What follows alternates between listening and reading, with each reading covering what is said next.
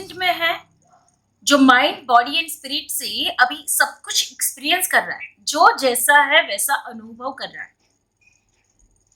जो जैसा है वैसा अनुभव कर रहा है। माइंड क्या कर रहा है, सेंसेस से अभी जो भी एक्सपीरियंस हो रहा है, कुछ दिखाई दे रहा है, कुछ सुनाई दे रहा है, कुछ मूवमेंट आप ऑब्जर्व कर रहे हो, आप जहां बैठे हो उसका स्पर्श आपको महसूस हो रहा है, वातावरण में अगर ठंडक है तो वो महसूस कर रहे हो। तो सेंसेस से जो एक्सपीरियंस हो रहा है वो उसकी जो आपको मैसेज मिलता है, चेतना चेतना आपकी जो आपको मैसेज देती है कि हाँ वातावरण ठंडा है, आवाज जहाँ कान से आप सुनते हो तो वो आवाज आपके अंदर जा रही है, शब्दों को आप रिकॉग्नाइज कर सकते हो। जो बाहर हिल रहा है, किसी के कपड़े का रंग दिखाई दे रहा है, किसी का चेहरा दिखाई दे रहा है, कोई मेल है या फीमेल है वो दिखाई दे रहा है, जिसको आप रिकॉग्नाइज कर रहे हो, तो माइंड अपना काम कर रहा है। शरीर यहाँ पे प्रेजेंट में बैठा है तो शरीर को एहसास हो रहा है कि हाँ मैंने अभी खाना खाया, सो अभी मुझे भूख नहीं लगी है। मैं जिस चेयर पर बैठी हूँ पीछे तकिया लगा हुआ है और मैं कंफर्टेबल हूँ। थोड़ी देर के बाद शरीर को एहसास होगा मैंने ये पैर लेग्स फोल्ड किए हुए हैं तो उसमें मुझे जकड़न हो रही है, चलो उसको लंबा करो। शरीर प्रेजेंट में है क्योंकि आप अभी यहाँ पे बैठे हुए हो, आप ऑब्जर्व कर रहे हो, तो बॉडी अपना काम कर रही है कि इस वर्कशॉप में 2 घंटे बैठना है तो आई एम हियर, है ना। वरना क्या होगा, आप कहीं घूमते फिरते चलते फिरते कुछ भी करते ये वर्कशॉप अटेंड करेंगे तो शरीर 2 जगह पे है, 2 डायमेंशन में। एक है जो यहाँ प्रेजेंट है इस क्लास में और एक है जो मूवमेंट ले रहा है। सो आप आधे यहाँ हो आधे वहां हो, इसको डायमेंशन शिफ्ट करना नहीं कहेंगे, इसको बट जाना कहेंगे। सेम माइंड में भी यू आर डिवाइडेड, यस। और सोल, सोल तो बेचारी क्या करेगी, पिंजरे में कैद है, छटपटाती है, भाई मुझे बख्शो मुझे बख्शो, कुछ दया करो मुझ पर, कुछ मेरे लिए सोचो। बट वो तो अभी अपने सुपर पावर में आई नहीं है, तो वो तो लाचार है ना। अलाइन कैसे करेंगे? हाँ, अलाइन करने का सबसे पहला तरीका कहाँ से शुरू होता है, आपके शरीर से। मन भी बाद में आएगा, शरीर पहले आएगा। शरीर को अगर आप संयमित करना शुरू करेंगे, शरीर को आप प्रॉपर मैनर में उसका उपयोग करना शुरू करेंगे, जब खा रहे हो आप खा रहे हो, जब बैठे हो आप बैठे हो, उसकी जो ज़रूरतें हैं, उसकी जो कंफर्ट है उसका आप पूरा ध्यान रख रहे हो, उसे साफ सफाई रखना, अच्छे तरीके से तैयार करना, उसके साथ कोई अन्याय ना करना, कोई उसका दमन ना करना, किसी भी प्रकार से आप शरीर का ध्यान रखना शुरू करेंगे तो आपका शरीर आपके मन का ध्यान रखना शुरू करेगा। द फॉर्मूला इज दैट, अगर आपने अपने शरीर का ध्यान रखना शुरू किया तो आपका शरीर आपके मन का ध्यान रखेगा।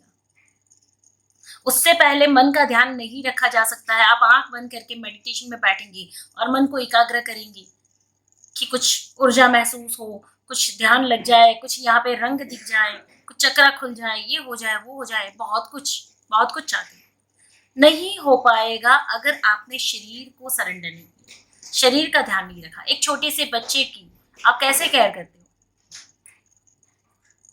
यहाँ पे तो ये भी डाउट होता है कि क्या वाकई ही हम उस बच्चे की केयर कर पाते हैं या नहीं, क्योंकि वो भी हड़बड़ी में हो जाता है, चल नहा ले फटाफट या खा ले फटाफट या फिर तैयार हो जाओ स्कूल को निकल जाओ, पढ़ लो, ये कर लो वो कर लो, वहां भी हड़बड़ी में है हम।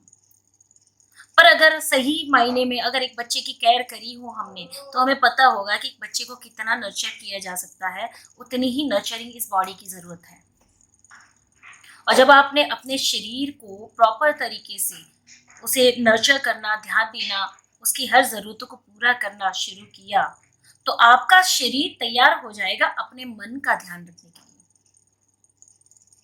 शरीर को फिर जबरदस्ती आप पलाठी मार के बिठाएंगे नहीं कि बैठ बैठ बैठ, वो खुद बैठना चाहेगा कि मैं ठहर गया हूँ, मुझे थोड़ी देर बैठने दो। और वो मन का ध्यान रखेगा कि अब बोल तेरी इच्छाएं क्या है, अब बोल तुझे क्या सता रहा है, अब बोल तेरी डिजायर्स क्या है, let me work for you.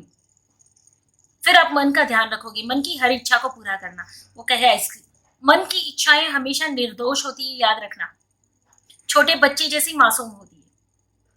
बाकी की फालतू जो डिजायर्स आप करते हैं ना, वो आपकी मन की इच्छाएं नहीं है, वो विकृति है।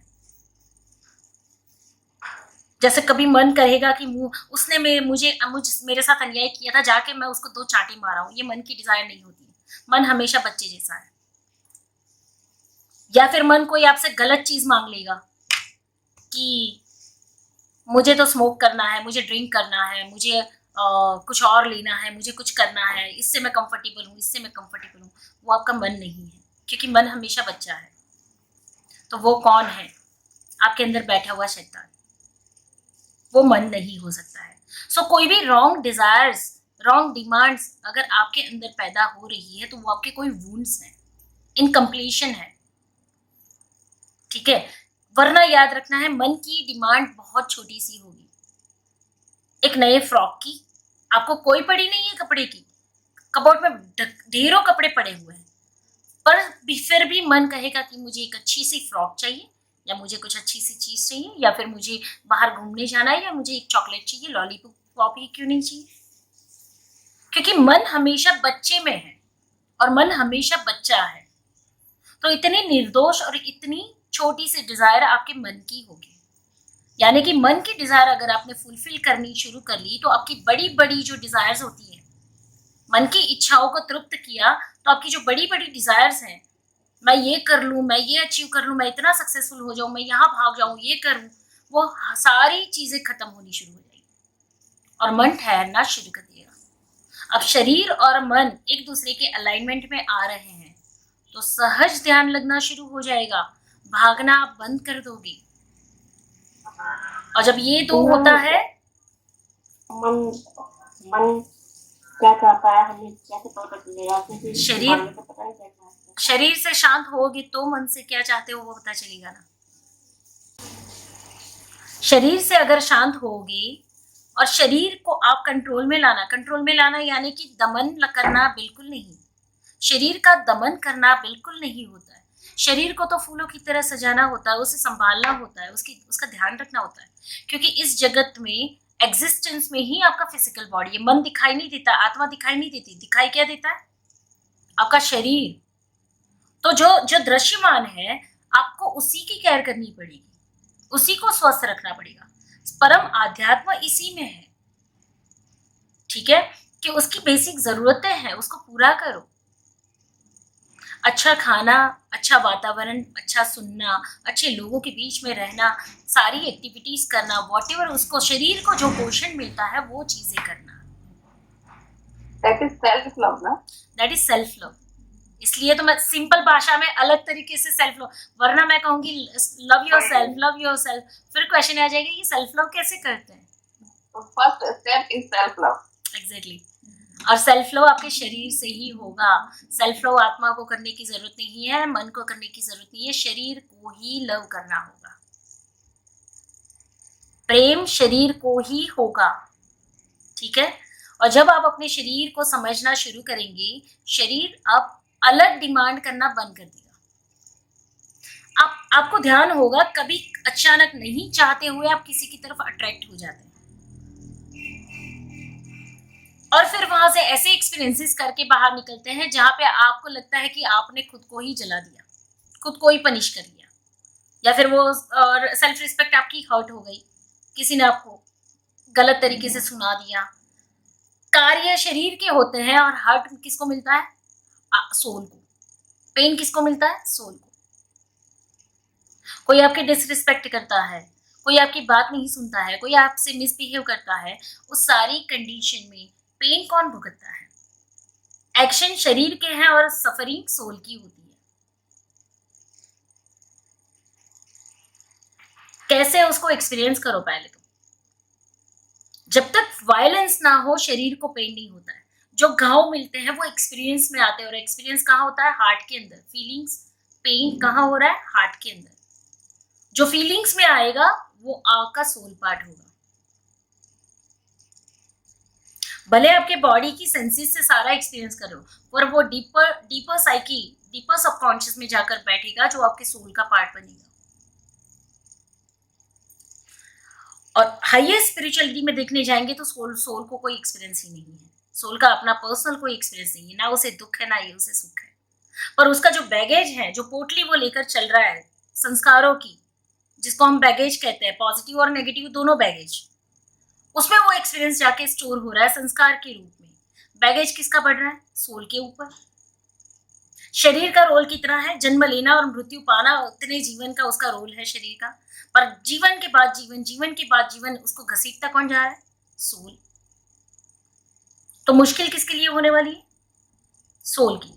तो फिजिकल एक्शन की सफरिंग जाएगी सोल पार्ट में। So first you should start with your physical body. आप अपने शरीर का पूरा ध्यान रखेंगे, उसे सेटल करेंगे, उसे आप वश में करने का मतलब क्या है? एक बच्चे को पकड़ के वश में करना और एक बच्चे को प्यार से अपना बना लेना, दोनों में क्या फर्क है? एक में दमन हो जाएगा और एक में शरण हो जाएगी। और आपका शरीर बाय डिफॉल्ट उतने प्यार से आपके वश में आ जाएगा। जिसका दमन नहीं होगा वो सरेंडर करेगा, फिर वो बैठना शुरू करेगा, तब जाके वो रिस्पॉन्सिबिलिटी लेगा अपने मन की। अब मेरे मन में इतने विकार चल रहे हैं, इतना मैं भाग रहा हूँ, ये कर रहा हूँ, यहाँ नहीं बैठी हूँ, यहाँ नहीं हो रहा है, मेरा कॉन्सेंट्रेशन नहीं बढ़ रहा है, मेरा कॉन्फिडेंस नहीं बढ़ रहा है। शरीर क्या बोलेगा? It's okay, I am with you. 10 minute बैठो, शांति से ऑब्जर्व करो क्या चल रहा है, तुम्हारी क्या समस्या है, let me feel, let me think, मैं अपने इस शरीर से क्या एक्शन ले सकता हूँ। तो कि किसी ने आपका अपमान कर दिया, अब मन व्यथित है, बार बार बार वो चीजें उसके अंदर चल रही है कि मेरी इंसल्ट हुई, मेरी इंसल्ट हुई। कौन बोल रहा है? अंदर बैठा हुआ ईगो पार्ट। शरीर क्या करेगा? अब शरीर वश में है, सरेंडर है। शरीर क्या करेगा? जिसने इंसल्ट किया वो एनालिसिस करेगा। शरीर अब रिस्पॉन्सिबिलिटी लेगा कि क्या उसी व्यक्ति से दोबारा मैं अपनी इंसल्ट होने दूं या ना होने दूं। जब वो सिचुएशन वापस आएगी, शरीर क्या करेगा? अपनी जबान से बात निकालेगा, नो, आप मेरे साथ ऐसे बात नहीं कर सकते। जब आपका गुस्सा शांत हो जाए हम बातें करेंगे। आप अपने आप को बचाना शुरू करेंगे या अपने आप को प्रोटेक्ट करना शुरू करेंगे। ये हो गया माइंड एंड बॉडी का कॉम्बिनेशन। और जब आप अपने लिए स्टैंड लेना शुरू कर दें, जब आप अपनी सेल्फ रिस्पेक्ट को मेंटेन करें, जब आप अपना ध्यान रखना शुरू कर देंगे, तो ऑटोमेटिकली क्या होगा? आपकी मन की स्थिति आनंदमयी होती जाएगी। और जब आप आनंदमय स्थिति में होंगे तो आपकी इमोशनल फ्रीक्वेंसी का चार्ट बाय डिफॉल्ट रेज होगा। पहले आप गिल्ट में जी रहे हो, शेम में जी रहे हो, एपैथी में जी रहे हो, ग्रीफ में जी रहे हो, किसी प्रकार का लस्ट है, कोई भी लोअर इमोशन से ऊपर उठ के अब आप खुश रहने लगे, रिस्पेक्ट देने और लेने लगे, अपना प्रोटेक्शन करने लगे, विजन्स देखने लगे, आगे बढ़ने की इच्छाएं आपके अंदर बढ़ने लगी। ऑटोमेटिकली आपके वाइब्रेशन राइज हो रहे हैं। धीरे धीरे आप खुश रहेंगे, शांत रहेंगे, आनंदमय स्थिति में रहेंगे, है ना? तो प्रेम का अनुभव भी होगा। तो शरीर और मन के कॉम्बिनेशन से ही आप अपनी इमोशनल फ्रीक्वेंसी के चार्ट को हाई कर सकते हो। और जब मन और शरीर अगर हाई वाइब्रेशंस में रहेंगे तो सोल तो अलाइंड है ही, वो तो बीच में है, न्यूट्रल।